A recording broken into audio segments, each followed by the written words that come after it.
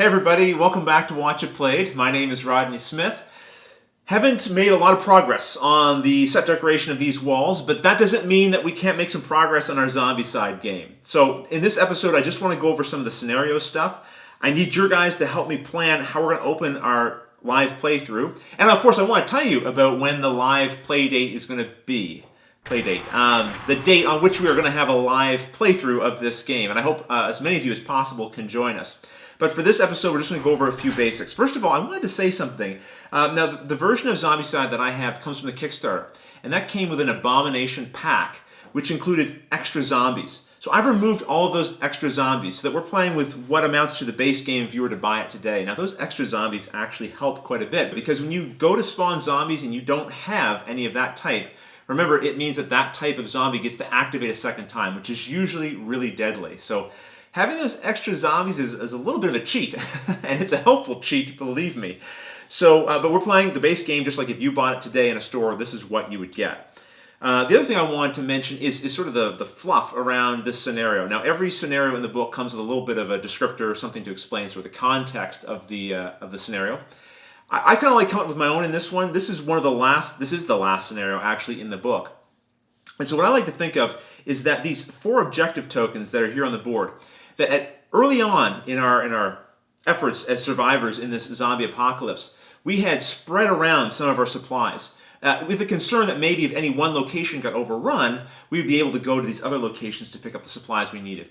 Well, after exploring this neighborhood and the extended neighborhoods beyond, we realized this place is lost. We need to get the heck out of here. So we are going to go back and try to gather up our supplies and move on to hopefully fresher and greener pastures with a lot less zombies in them. So that's what we have to do. We have to go around and collect these objective tokens that represent our supplies. Again, that's the little bit of the fluff. The actual scenario says what you have to do is pick up the 4 objective tokens here that are on the board. Now, you can do it in any order. And as soon as you pick up that 4th objective token, you've won the game. Simple, right? The problem is every time you pick up one of the objective tokens, the survivor that picked it up is going to get an additional 5 experience points. So we're going to be accelerating ourselves to this experience points, probably putting ourselves into that yellow danger bar sooner than we would hope. So we need to try to gather up some resources because we're going to be facing some waves of zombies. That's going to happen. And so we need to get as many good weapons as possible. But we don't really have a lot of time because we have 4 spawn points. Zombies are going to be pouring onto the small map. So we really have to manage the zombies, try to get some supplies, and get these objective tokens.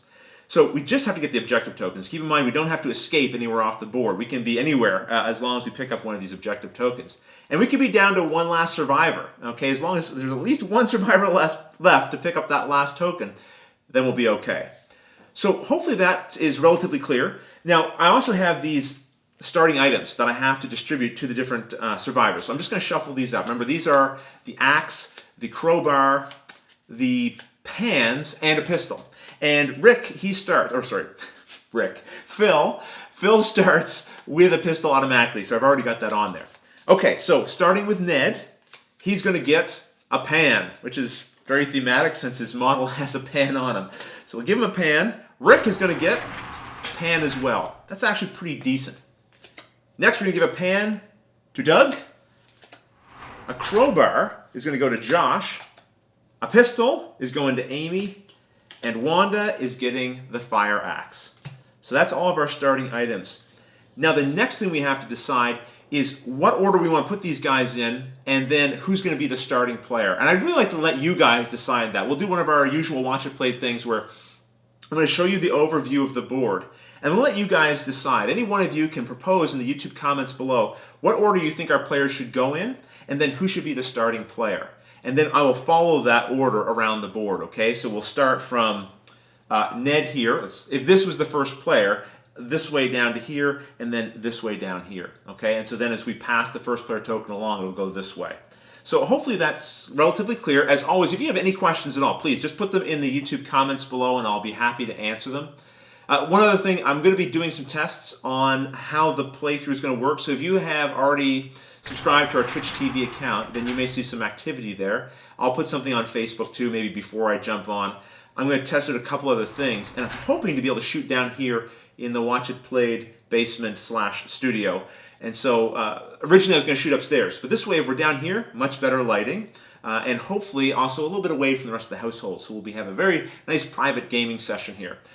Okay, well listen, I think that's it for now. Again, I'm going to let you guys see the overview of the board, and then you can let me know what you think and how you want to arrange these guys. And you can start devising strategies. That's another thing I really think you should put in the YouTube comments below. If you have some ideas about what you think this team should be doing for the first turns, put it out there. Start discussing it now. Maybe you want to make a bit of a longer term plan. Gives many people on board with what the most cohesive thing to do is.